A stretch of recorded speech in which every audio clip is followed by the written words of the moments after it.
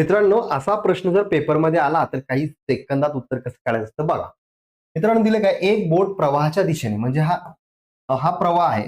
या प्रवाहाच्या दिशेने एक बोट 6 किलोमीटर प्रति आवर जाते आणि प्रवाहाचा प्रवाहाच्या विरुद्ध दिशेने ती 4 किलोमीटर प्रति तास या वेगाने जाते. प्रवाहाच्या विरुद्ध दिशेने येते असं म्हटलं तरी चालेल. मग जेव्हा प्रवाहाच्या दिशेने आणि प्रवाहाच्या विरुद्ध दिशेने जर वेग असेल तर या दोन वेगांची मित्रांनो वजाबाकी केली जाते. भागिले 2 केला जातो.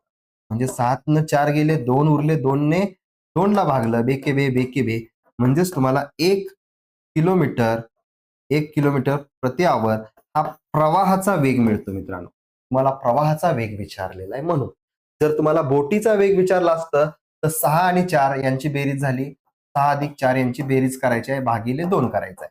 3 4 झाले, 3 4 10, ठीक आहे, भागिले 2 म्हणजे 5 किलोमीटर प्रति आवर हा तुम्हाला काय मिळणार आहे, बोटीचा वेग मिळणार आहे. बोटीचा वेग.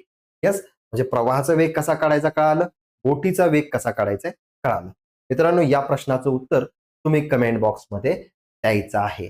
मित्रांनो, दररोज युट्यूब लाईव्ह लेक्चर बघण्यासाठी खाली तुम्हाला मोबाईल नंबर दिलाय, त्या नंबरवर मेसेज करायचा आहे, YouTube लाईव्ह म्हणून.